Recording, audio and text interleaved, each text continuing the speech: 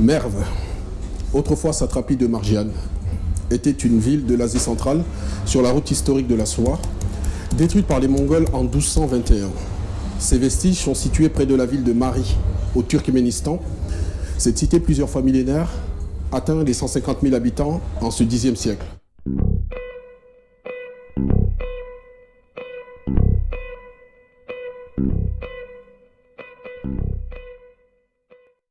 Bonjour à tous, je suis heureux de vous retrouver sur cette chaîne, 21 siècle, 21 histoires. Nous dévoilons siècle après siècle les éléments marquants survenus pendant cette période. Et pour chacun des siècles, inventions, personnages marquants, faits religieux, conquêtes de toute nature. Nous passons les 2 millénaires en revue et racontons donc siècle après siècle leur histoire. Et aujourd'hui, il s'agit d'ausculter le Xe siècle. Et oui, déjà le Xe siècle, ça va vite. Donc, sans plus tarder, allons-y pour le Xe siècle. Farafina, c'est littéralement l'Afrique en langue mandé. L'un de ses joyaux, le royaume d'Aksum, on en avait parlé, après avoir été une civilisation brillante, se désagrège en 980, pendant que la célèbre mosquée Kairat al-Azhar finit d'être construite sous les Fatimides et qu'une nouvelle immigration d'origine indonésienne, après celle du 1er siècle, afflue sur Madagascar. Ifé, capitale religieuse. Oyo, capitale politique. Mais c'est Oni, le chef religieux, qui couronne Aladin, le souverain. En ce Xe siècle, des royaumes Yoruba sont établis par des populations arrivant du Nok. C'est une région située entre le Bénin et le Nigeria. Ifé, nous en reparlerons certainement lors d'un prochain voyage à travers l'histoire, car son âge d'or se situe 200 ans plus tard en réalité, avec l'affirmation de leur civilisation entre les 12e et 15e siècles, attestée notamment par l'artisanat sur terre cuite et bronze. Plus au sud, à l'est du Congo, dans des tombes de la dépression de l'Upemba, datant de cette époque, ce sont des objets en cuivre qui ont été excavés. On pense que le contact avec l'extérieur avait dû se produire après l'an 1300, car c'est après cette date-là qu'une différenciation du corps social est patente, avec des objets importés d'ailleurs, comme les cauris ou les perles de verre. Au nord-est de l'Amérique, le Groenland, 95% de glace, l'homme dans des conditions climatiques rudes.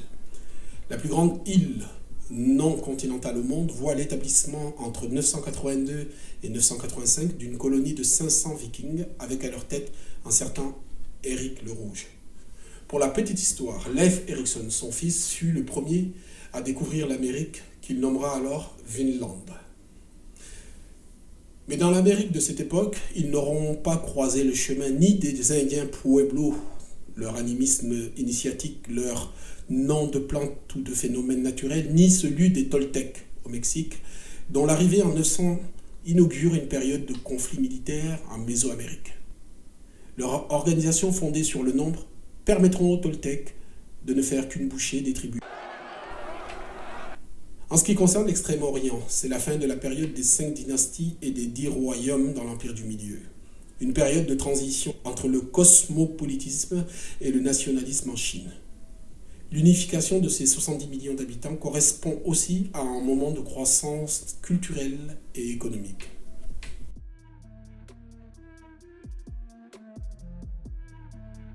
Et dans la droite lignée de l'âge d'or de l'islam, et alors qu'entre 945 et 1055, les bouyides chiites d'origine kurde mettent sous tutorat le califat abbasside, après que le prince Ahmed ibn Bouwé eut conquis Bagdad, la science islamique se perpétue. Le traité des étoiles fixes de l'astronome Al-Soufi en 964 précède d'une année un autre traité par le médecin perse Mouwafaq sur la pharmacologie cette fois-ci. Tandis que le géographe de Jérusalem Al-Muqaddasi écrit vers 984 la meilleure division pour connaître les régions du monde.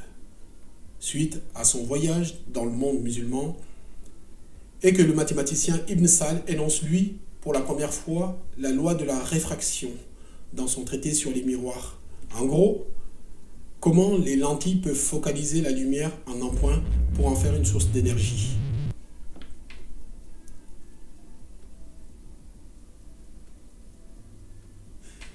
Environ 30 millions d'habitants en Europe, dont 600 000 Portugais. Une certaine accélération démographique qui poussera les royaumes du vieux continent à défricher des hectares de forêt et à dessécher des marais maritimes, notamment en Flandre, favorisant en même temps la troisième et dernière transgression dunkerquienne. La mer revient dans l'estuaire de l'Isère. L'artisanat bat son plein dans l'Empire byzantin quand l'empereur Léon le Sage fait publier en 912 le livre des préfets qui réglemente pour la première fois les corps de métier pour les 500 000 habitants de Constantinople. 3 années plus tard, le géographe Al-Mashoudi atteste de l'exploitation du pétrole en Europe centrale, à la limite de l'Asie, en Azerbaïdjan précisément. Entre Serge III et Jean XII, pas moins de 12 papes en à peine 59 ans. Mais que s'était-il donc passé? Eh bien, entre 904 et 963, le Saint-Siège vit sous la coupe d'un gouvernement qui portera le doux sobriquet de gouvernement romain des... Une valse des papes qui terminera en apothéose, si on peut dire, avec le plus jeune pape que l'Église n'ait jamais connu, mais pas des moins dévergondés, le fameux Jean XII. Certains de ces papes finissent emprisonnés, puis assassinés comme Jean X, amant de Théodora, dit la putain éhontée.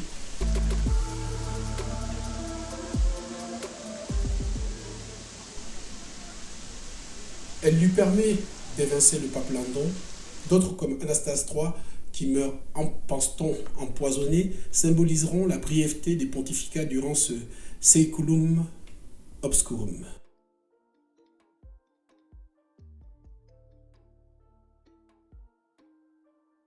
Le pontificat du premier d'entre eux, Serge III, est marqué par des stratagèmes.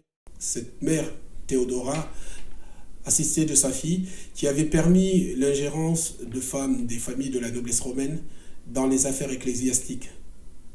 Le résultat ne fut pas fameux, les pratiques de corruption par les familles de la bourgeoisie romaine s'étaient généralisées, le plus courant étant celle du pot de vin versé à la curie pour voir ses enfants devenir cardinaux.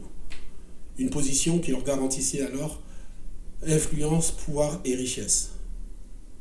Il faudra attendre l'irruption sur la scène européenne d'Othon Ier, fondateur du Saint-Empire romain germanique, pour apercevoir les esquisses de la fin de ces décennies dites de la pornocratie pontificale.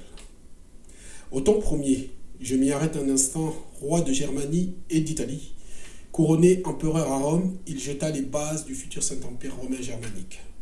Mais cette renaissance ottonienne inaugure une période de renouveau culturel et de réforme religieuse de l'Occident chrétien à partir du Xe siècle jusqu'aux environs de l'an 1030. Juste après qu'en 911, lors du traité de Saint-Clair-sur-Epte, Charles III, dit le simple roi de la Francie occidentale, fut contraint de céder la Normandie au seigneur viking, dit Roland le Riche.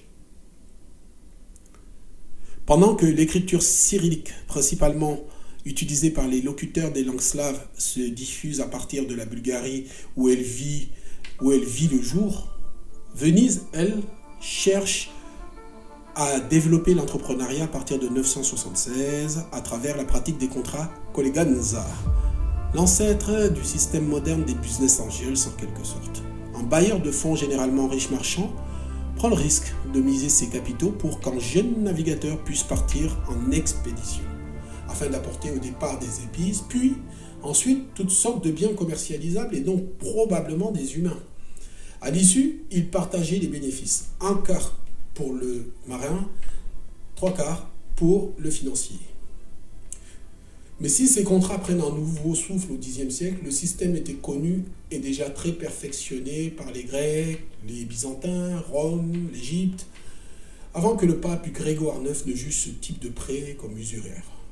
L'argurion nautikos en grec, prêt à la grosse aventure, est en fait la mère de l'assurance moderne, puisqu'il s'agissait, d'une manière plus ou moins détournée, de faire supporter à un tiers, le prêteur, l'exposition sur la valeur de la marchandise.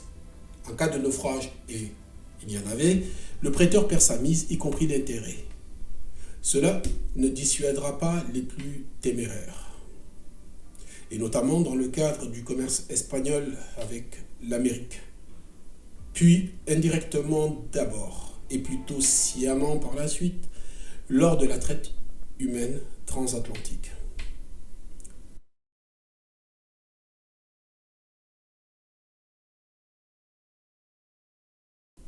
Mes amis, si les contenus que je crée et publie pour vous sont intéressants, vous pouvez les écouter en mode audio sur la plateforme Patreon. C'est vrai qu'on n'a pas toujours le temps de passer plus d'une vingtaine de minutes à regarder une vidéo. De nos jours, vous pouvez ainsi l'écouter en audio sur plateforme Patreon. C'est aussi, à mon avis, une bonne expérience. Sinon, bien sûr, le contenu sera uploadé puis visible sur la chaîne 21 siècle, 21 histoire, avec pour l'essentiel de magnifiques images de Cyberlink. Ce 10e siècle, me semble-t-il, est prolifique en notion de droit. Nous l'avons vu avec les contrats colleganza de Venise qui auront des incidences sur les vies de sociétés au-delà même de l'endroit où ils avaient vu le jour. Mais une autre forme de légalisme symbolise mieux, à mon avis, ce dernier siècle du premier millénaire. La juridiction des évêques, la paix de Dieu. C'est le nom d'un mouvement fondé par l'Église, Pax Omnia Superat, la paix vaut mieux que tout, mouvement également sociétal qui se voulait garant de l'ordre public en se substituant partiellement à l'autorité royale ou princière, qu'elle cherche en même temps à renforcer dans ses prérogatives de police, d'ordre et de justice. Il voit le jour dans le royaume de Francie, entre l'Aquitaine et le pourtour du Massif central. L'objectif, comme son nom l'indique, était de pacifier le monde chrétien occidental en maîtrisant l'usage de la violence dans la société. C'est plutôt un beau projet. À la base, des droits et devoirs des trois ordres. Ceux qui prient, ceux qui combattent et ceux qui travaillent. Cette juridiction de l'évêque entendait surtout apporter une certaine garantie pour les biens de l'Église, tout en s'efforçant de protéger les uns via l'anathème susceptible de frapper ceux qui leur causent tort, et les autres en leur permettant d'asseoir leur pouvoir en souplesse.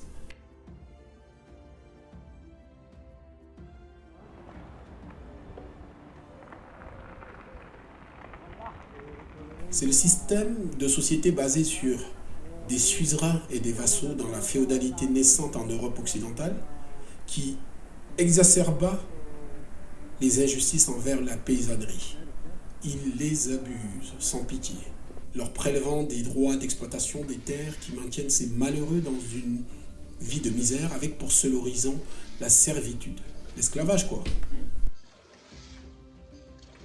À côté de ceci, seigneurs et guerriers vivent dans l'opulence et la sécurité des châteaux forts. C'est dans ce cadre que l'Église prêche la paix et la compassion, maniant tantôt la carotte en transformant de simples guerriers en nobles chevaliers dont les armes pouvaient être bénies et qui, à leur tour, jurent de protéger veuves et orphelins, et tantôt le bâton de l'excommunication, tout simplement. Car par simple décret, n'importe quel évêque pouvait imposer la paix de Dieu dans son diocèse. Les seigneurs stoppant net tout affrontement entre eux pendant que les relations entre ces mêmes seigneurs et leurs vassaux sont soumises à une étroite surveillance de l'Église. Un code de l'honneur s'inspirant largement du serment de vassalité de l'époque carolingienne est vulgarisé. L'un, le seigneur, doit aide, protection et don matériel à son vassal, et l'autre, le chevalier, s'oblige à servir son suzerain. C'est la féodalité fondée sur des liens entre hommes garantis par une forme de contrat moral. Sous d'autres latitudes, en Afrique par exemple, j'ouvre là une parenthèse, ce système est celui du Dioya Foroya.